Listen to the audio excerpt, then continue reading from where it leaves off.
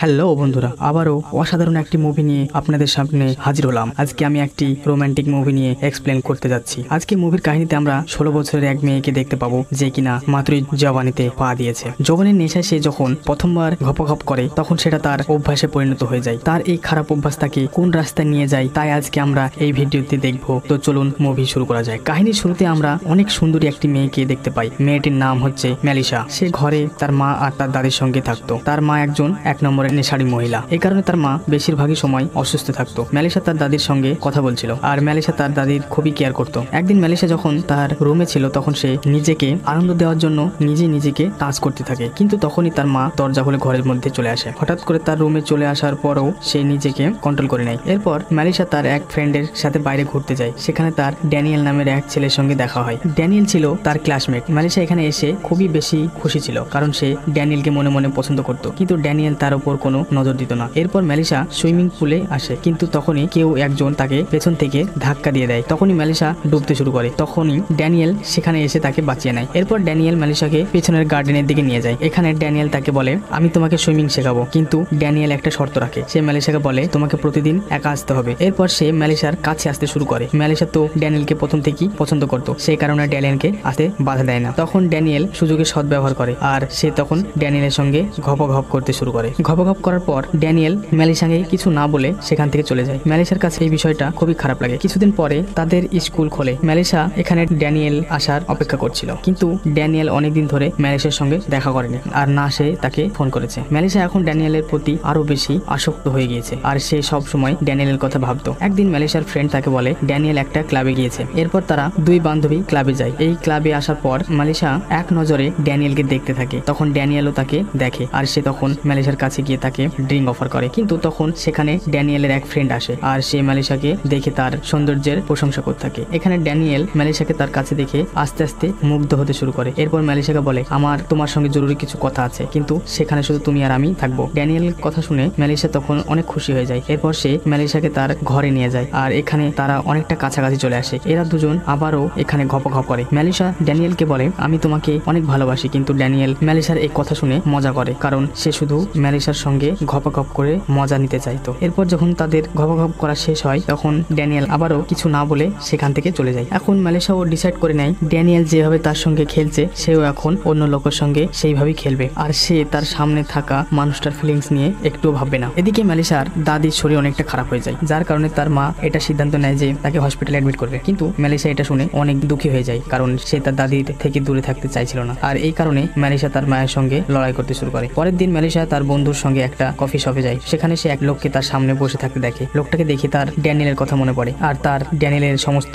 ব্যাপারের কথা আস্তে আস্তে মনে পড়তে থাকে। মেলিসা তখন সেই লোকটাকে ইশারা করে। এরপর যখনই সেই লোকটা মেলিসার কাছে এসে বসে তখনই মেলিসা সেখান থেকে উঠে চলে যায় আর সে সেখান থেকে যেতে যেতে বারবার লোকটাকে দেখতে থাকে, কারণ মেলিসা এখন ডিসাইড করে নিয়েছিল যে সে এখন থেকে তার সামনে থাকা লোকদের ফিলিংস নিয়ে খেলবে, তাতে সে যেই হোক না কেন। এরপর মেলিসা যখন তার বাড়িতে ফিরে তখন সে দেখে তার দাদি বাড়িতে ফিরে এসেছে। সে তার দাদিকে দেখে অনেক খুশি হয়ে যায়, কিন্তু তার দাদি তাকে দেখে এটা বুঝতে পারে মেলিসার ভিতরে আস্তে আস্তে অনেকটা চেঞ্জ আসছে। এইসব কথা সে যখন মেলিসা মাকে জানায়, কিন্তু মেলিসার মা এইসব বিষয়ে কোনো গুরুত্ব দেয় না। এখানে দেখি মেলিসা তার জীবনের সমস্ত কথা একটা ডায়েরিতে লিখে রাখতো। মেলিসা যখন তার রুমের ভেতরে ছিল তখন তার দাদি এসে তাকে এটা বোঝায় যে আমি যখন তোমার বয়সে ছিলাম তখন আমাকেও একটা ছেলে ধোকা দিয়েছিল, কিন্তু আমি তখন নিজেকে সামলে নিয়েছিলাম। আসলে তার দাদি মেলিসাকে এটা বোঝাতে চাইছিল তোমার এখন এইসব বিষয় থেকে দূরে থাকা উচিত। যখন মেলিসা তার রুমে একা ছিল তখন তার কাছে ড্যানিয়েলের কল আসে। সে মেলিসাকে তার নিজের কাছে ডাকে। প্রথমে তো মেলিসা তাকে বারণ করে, কিন্তু কিছুক্ষণ পরে সে ড্যানিয়েলের কাছে পৌঁছে যায়। সেখানে ড্যানিয়েল তার বন্ধুদেরকেও ডেকেছিল। এরপর তারা তিনজন মিলে সেখানে মেলিসার সঙ্গে ঘপঘপ করে। মেলিসার এই বিষয়ে অনেক ইন্টারেস্ট আসছিল। মেলিসা তার কম্পিউটারে অনলাইন ডেটিং সাইট খোলে আর সেখানে সে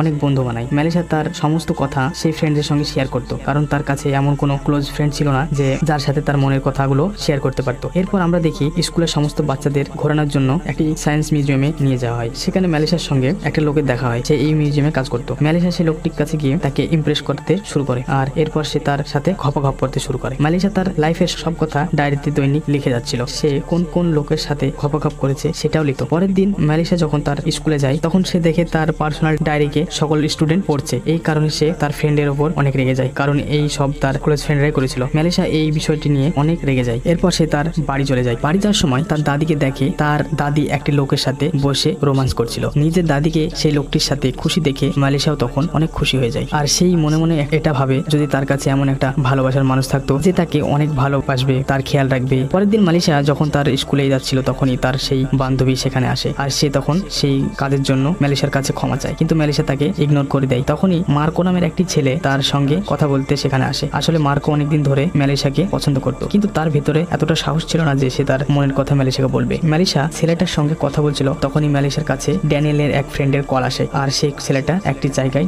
দেখা করতে ডাকে। এরপর মেলিশা যখন দেখা করতে সেই ছেলেটার কাছে যায়, তখন ছেলেটা মেলিশা চোখ বেঁধে বেসমেন্টে নিয়ে যায়। এখানে আগে থেকেই ছেলেটার অনেকগুলো বন্ধু ছিল যারা এখানে মেলিশা আসার অপেক্ষা করছিল। যখন ছেলেটা মেলিশাকে নিয়ে এখানে আসে তখন তারা সবাই মিলে মেলিশার সঙ্গে ঘপাঘপ করে। অন্যদিকে আমরা মেলিশার মাকে দেখি, সে মেলিশার রুমে আসে। এখানে মেলিশার ডায়েরিটি পাই। সম্পূর্ণ ডায়েরিটি পড়ার পরে মেলিশার মা মেলিশার সম্পর্কে সবকিছু জেনে যায়। এরপর সে মেলিশাকে তাড়াতাড়ি ফোন করে। মেলিশার মা এই সমস্ত কথা বলার জন্য মেলিশার দাদির কাছে আসে। এখানে এসে আমরা জানতে পারি মেলিশার দাদির মৃত্যু হয়ে গেছে। নিজের মায়ের মৃত্যুর খবর পাওয়ার পরে সে কান্না করতে শুরু করে। এরপর সে তার ঘরে ফিরে যায়। এরপর যখন মেলিশা বাড়িতে ফিরে আসে তখন তার মা তার ডায়েরি সম্পর্কে জিজ্ঞাসা করে। মেলিশা তখন তার মাকে বলে হ্যাঁ ওই সব কিছুই সত্যি। মেলিশার মা যখন তার মুখ থেকে এইসব কথা শুনে সে তখন জোরে জোরে কান্না করতে শুরু করে। সে তখন মেলিশার কাছে ক্ষমা চায়। সেই মেলিশাকে বলে আমার আরো ভালো করে তোমার খেয়াল রাখা উচিত ছিল। মেলিশা যখন তার মায়ের এইসব কথা শুনে তখন সে বুঝতে পারে সে আসলে কতটা ভুল করেছে। এরপর সে নিজেকে বদলে নেওয়ার প্রতিজ্ঞা করে, আর এরপর থেকে সে তার মায়ের সঙ্গে সমস্ত কথা শেয়ার করে। কিছু সময় কাটার পরে মেলিশা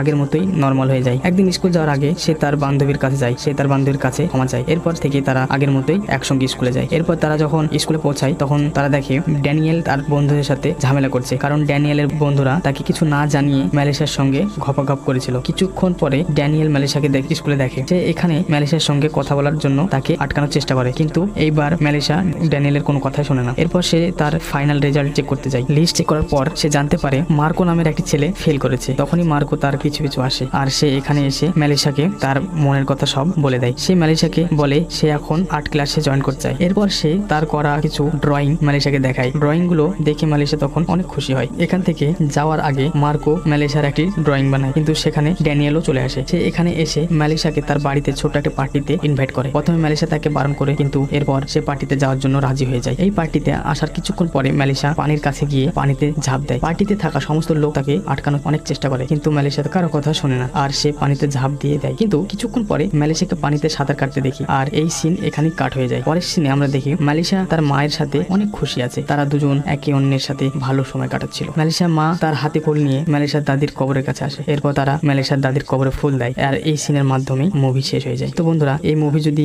ভালো লেগে থাকে তাহলে অবশ্যই একটা লাইক দিয়ে দিবেন।